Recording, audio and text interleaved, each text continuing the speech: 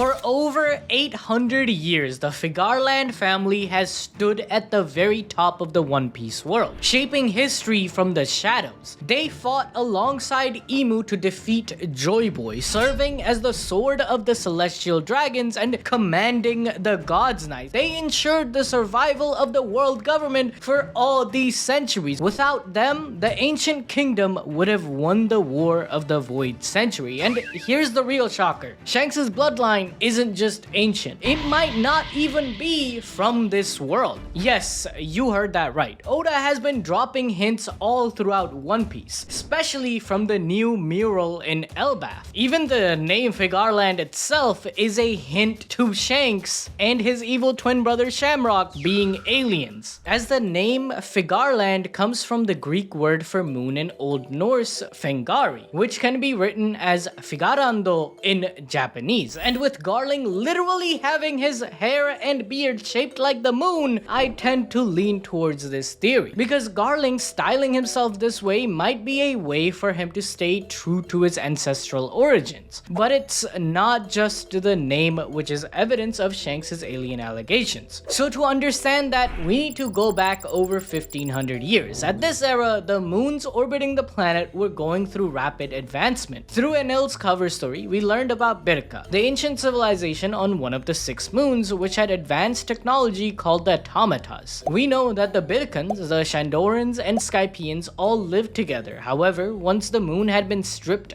bare of its resources, its inhabitants were forced to descend onto Earth. This is further bolstered by the Harley poem, which talks about how the ancients grasped upon the forbidden flame, causing devastation to their own world. And in the mural, we can clearly see smoke billowing out of buildings and the people fleeing in a spaceship. So all the races from the moons descended upon the blue planet of the One Piece world, like for example the Lunarians, who have Luna in their name. Among them though, in the midst of the land's destruction, the oppressive king and his people must have managed to escape as well. Just like how the slaves prayed for freedom, giving birth to Nika, the king prayed for power, giving birth to the devil in Imu. From their world, they descended and ignited oppression in the new world. The Figarlands and the Goroseis alongside Imu would be the devils who caused the other kings to rally against the ancient kingdom, which resulted in the royal families ascending atop the Red Line as celestials, while the Figarlands stayed as their primary protectors. The Figarlands' closeness to Imu and the likelihood of them being moon dwellers also gives Garling the authority to literally execute Don Quixote Misgard, which suggests that the Figarlands have a higher status than even the normal celestial dragons who were mere kings 800 years ago. And the thing that separates them is that they're aliens. Now, I'm not gonna go deep into the whole moon theory because that's something we will discuss on the mural explained video that we are cooking. However, regardless of whether Imu or his crew were from out of space, what's for sure is that on the One Piece world, he stirred up a war to regain his perfect and pure image of what a planet should look like. He did this in a gambit to hold unchecked power and gain control of the Eve Tree, taming the devils as the forest god, as the Harley text suggests. And one of the first people who came to Imu and the Nerona family's aid was of course the ancestor of Shanks during the Void Century. The Figarlands would help create the first regiment of the Holy Knights, who closely resemble the Templar Knights of our own world who wreaked havoc during the Crusade. These knights started off as a unit of 9 soldiers, just like the 9 silhouettes of the Holy Knights we see during their introduction. They were asked to protect Jerusalem during the First Crusade and were seen as one of the most powerful warriors in the entire world at the time. As they grew over the years, the only higher authority than them in the Christian world was the Pope himself, similar to how the God's Knights only answer to Imu. Are you guys seeing similarities here? Like, I'm cooking, alright? And with the Celestials viewing themselves as godly and holier than the rest of the insects that crawl on the planet's surface, we can look at the war during the Void Century as a battle of light versus dark. The light being the Celestials since they won, and the dark being Joy Boy and the Ancient Kingdom who lost. In a way, because you know, as Doflamingo said, it's the victors who write history, and they put themselves in a positive way. In a way, for the Figarlands who commanded the Holy Knights, it was their own crusade to gain power and influence upon the world for their god, Imusama. And this is true even centuries later as we witness a young Garling Figarland make his debut at God Valley. Every 3 years, the Celestial Dragons hold a culling game where the gods' knights and other world nobles compete to see how many locals they can slay. Each local is worth points, with some special ones granting even 10,000 points. However, Garling, before becoming an old head, was a bona fide aura farmer, where bro killed the king of God Valley before the game even started. This makes sense though, as he is revealed to be the commander of the God's Knights who wields a fierce blade. Like the Marine showed up and then he said, "Hold my beer, the God's Knights are taking over this option. Get your Marine ass out of God Valley." He's standing on business. Garling used his fierce power to win the Hunger Games, even after getting a negative 10,000 points penalty for killing the king before the games even started. That just goes to show how busted Shanks and the Figarland lineage really is, as my man had to handicap himself for others to even stand a chance. However, a year before this event, Garling would also become a father of twins, named Shanks and Shamrock Figarland. Furthermore, with their father and much of the celestial population being present at God Valley, it's highly likely that at least Shanks was present in God Valley, which is how Roger even came to adopt him. But I will dive deeper into that in just a second. Garling's greatest test came during this day when the Rock's pirates launched an assault, followed closely by Roger and his crew joining the fray. During this battle, Garling's opponent was Whitebeard, who would have ranked as the third strongest pirate present, just behind Roger and Rocks. The biggest evidence for this comes from chapter 434, where years later when Shanks met Whitebeard, Newgate remarked that his scar ached every time he saw his face. Initially, everyone assumed Whitebeard was referring to his eternal rival Roger. However, chapter 1096 reinforced that it was actually Garling who inflicted that wound. As the commander of the God's Knights, who are set to surpass even Marine admirals in authority, it makes sense that Garling would clash with the world's strongest man. With such an earth-shattering battle unfolding, the devastation to the surrounding area must have been immense. Like, these guys are city-level threats, alright? Let's be real here. This forced the Celestials, women and children to flee. Amidst the chaos, Shanks somehow ended up hidden inside a prized treasure chest. Now, this is where we have to add some ABD lore to fill in the gaps, okay? Like, why and how did he end up in this chest? Currently, our, mostly Yusuf, thought is that Zebek's reason for targeting God Valley was very personal, as that might give us some answers. In chapter 1096, Garp states that the reason for Rock's attacking God Valley was to reclaim the treasure that was taken from him in Fulilid. We know that the Celestial Dragons were offering 6 prizes, where at least 2 of them were rare devil fruits. However, I doubt that Rocks went on a full-on attack for this, as his crew seemed more interested in them than he was, as we real here. In One Piece and in real world, treasures are often very subjective. Like for Luffy, his greatest treasure is his straw hat. Roxy Zebek's true motivation for attacking God Valley was to rescue his sister. The Celestial Dragons abducted her, much like they did with Ginny, and Rox's sister was ultimately given to Figarland Garling to bear children. The practice was common among the Celestials, as offspring with noble lineage could be molded for greater purposes. To strengthen their elite forces, some of these children were fed rare devil fruits and trained to join the God's Knights. However, Zebek's sister never accepted her fate. Upon learning her location, Zebek launched an attack on God Valley. Though he was unable to rescue her, yet amidst the chaos, she seized the chance to save one of her sons, placing him inside a treasure chest to ensure his escape. Fortunately for our goat, at the battle's end, Roger, being one of the victors, claimed his treasure chest as his own. Yet what he discovered inside wasn't silver, gold, or copper, but a ruby-haired baby Shanks. After facing Garling,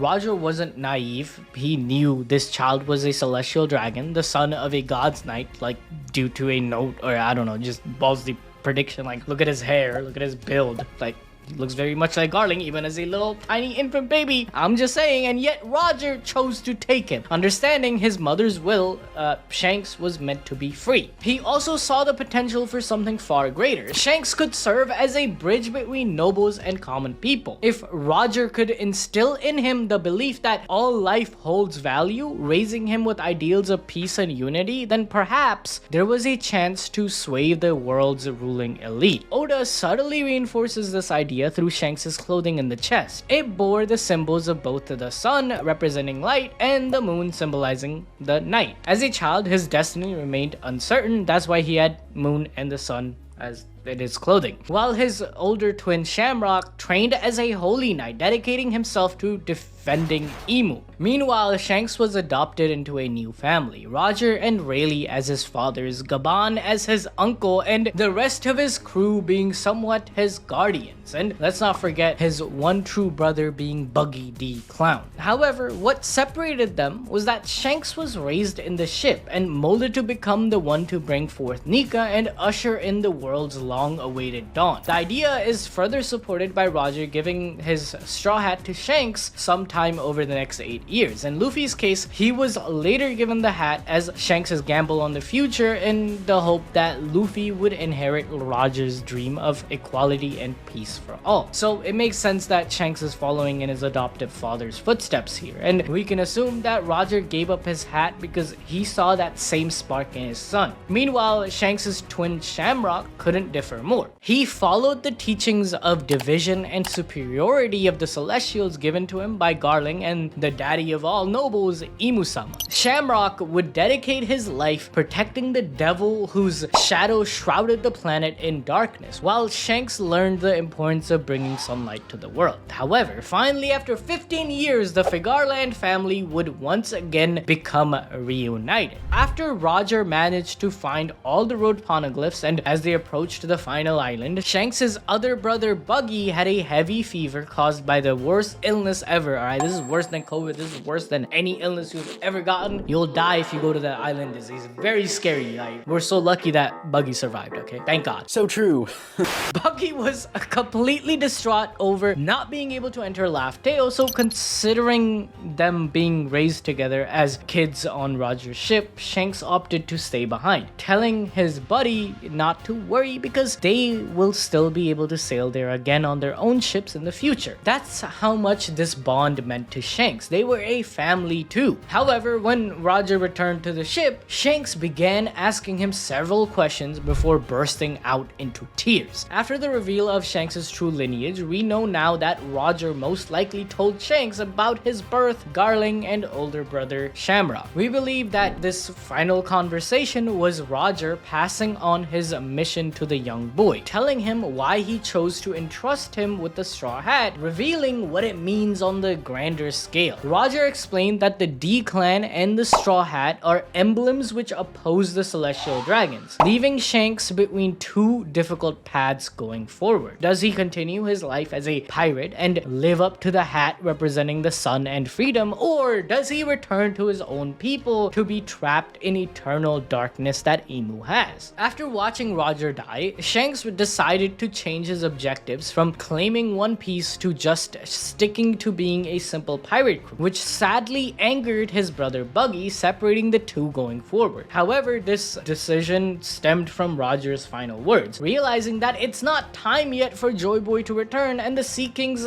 prophecies to be fulfilled. The following 2 years of Shanks' life were a complete mystery, but if you have the notification bell on and have been sipping on that gamer subs with code ABD 10% off, you would know from chapter 1038 that Shanks at some point went back to Mary Geoise, as revealed to us by his brother Shamrock. He makes it clear that Shanks returned but chose to head back down as he grew attached to the filthy world of the surface. However, from this statement alone, we can learn the levels of authority the Figarland blood gives, because we have seen a similar case like this with Dofi, who tried to to go back to Mary Geoise after his father brought their family down from the Holy Land. However, unlike Shanks, he was shunned away due to his father's action. The sin of father being passed down to the child is a core ideology of the Celestials. This is because they fundamentally believe in the importance of bloodline and how it can be tainted. But likewise, the opposite is true as well. This is one of the ways they assert themselves as the people's rulers. Like 800 years ago, my great grandparents did this thing, so now I'm better than you. That's their whole game. Hence, Garling's status of being a renowned figure made sure that Shanks never stopped being a Figarland even though Roger raised him. It's in his blood still. The power of a celestial blood is so strong that anyone, be it even a bastard, is looked upon highly. Which is why in movie Red, the Gorosei were so hesitant in pursuing Uta, believing that if she is Shanks' daughter, then she is too part of the Figarland celestial lineage. However, Shanks chose to reject the inherent power of his bloodline, and his likely reason for returning to Mary Geoise was to get a deeper understanding of his ancestors who caused the darkness in the world itself. And he did this so he can better strategize on how to keep the world balanced until the sun god arrives. And one of the ways to achieve this would be for Shanks to create a new monstrous family of his own to fight his real bloodline. I'm of course talking about the red-haired pirates. And the very first person he would seek out was a legend lurking in Syrup Village. Someone who is part of the other D clan in One Piece, Mr. Yasopp Deadbeat. Shanks would also then recruit Ben Beckman and Lucky Roo to his family. Something interesting we find with this crew though is that there are men from every sea in the world, especially the founders, with Shanks himself having his birthplace listed as the West Blue in the Vivre card, Yasopp from the East, Ben Beckman from North, and Lucky Roo was recruited in the South Blue. This furthers the idea of Shanks' role in trying to bring the world together by uniting the seas. The most interesting addition to it though would come when Shanks turned 20 and found his 2-year-old daughter Uta inside of a chest. Much like Roger did for him in the past, Shanks welcomed Uta onto his crew, raising her for a while as his adopted daughter. However, during his stay in the East Blue for a year, Shanks would also have a son, or I guess find someone who looks up to him like a father, because his own father couldn't care less. I'm talking about the next pirate king, Monkey D. Luffy. If you're saying Shanks isn't Luffy's dad, what are you talking about? ABD Remember chapter 1038? Luffy equates Shanks and his relationship to Bellemere and Nami. Basically means that to Luffy, Shanks is his real father figure, until of course Dragon comes to Elbaf. Yeah, the editors don't want me to say it. Yusuf doesn't want me to say it, but we all know. You know, if I keep saying Dragon is coming to Elbaf every arc, he has to show up. Like, a broken clock is right at least once a day, right? Isn't that how the saying goes? What the hell are you talking about? After inspiring Luffy and leaving the East Blue, Shanks and his new family head into the New World, and boy do they stir up trouble there. Because 6 years ago, Shanks Figarland would reach the pinnacle of the pirate world by becoming a Yonko, after defeating and capturing the strongest giant, Prince Loki, which would result in Shanks also being given the title of the Chief of Elbaf. But soon, Shanks would need to leave the land of the giants to ensure the balance of the world isn't destroyed. And to do this, at Marineford, our boy would not only use his emperor status, but also the celestial Figarland lineage. By being a renowned pirate with the title of an emperor and also having celestial blood, Shanks has the unique authority to stop the Paramount War. However, to stay neutral, Shanks doesn't participate in rescuing Ace directly, but does his best to make sure things don't go completely nuts as he intercepts Kaido before they could show up at Marineford. This feat is achievable due to him being a big shot pirate whom Kaido respects. Meanwhile, we see his authority as a Figarland showcased during his entrance to stop Akainu from killing Kobe, who is a true representative of the new age of peace he is working towards. Shanks Figarland ensures the pirates are given the bodies of their comrades by the Marines. Sengoku mentions how because it is Shanks, he can appease the demands and call an end to the war, which in hindsight is definitely definitely referring to Shanks' last name. While Shanks came to stop a war and pointless deaths, it seems his brother Shamrock wants to do the opposite, as during the reverie, we see him come and talk to the Gorosei about a certain pirate. Now, there's a big debate on whether it's Shanks during that meeting or Shamrock. However, after seeing how Shamrock showed up in Elbaf completely hooded with no scar on the side, it's safe to assume that it was Shamrock who met with the Gorosei in chapter 908. And perhaps the pirate he wanted to talk about was his own younger brother Shanks, who had started making his moves around the world. That's why Shamrock has appeared in Elbaf, the territory of Emperor Shanks, only a few weeks after his conversation with the Gorosei. It's possible that he had planned to recruit Loki using the giant's hatred for Shanks as a weapon to topple Elbaf, the strongest island in the whole world. But before Shamrock even left for Elbaf, Daddy Garling was cooking in Mary Geoise. After the fumble of the millennia by Saturn and Egghead, where he allowed Vegapunk's message to spread all over the world and almost lost access to Mother Flame, Bro got killed by Emu, leading to a vacancy for a Gorosei position, which would be filled by Garling Figarland. For 800 years, the 5 families had the closest seat to Emu at the table, but now Shanks' father has also gained Emu's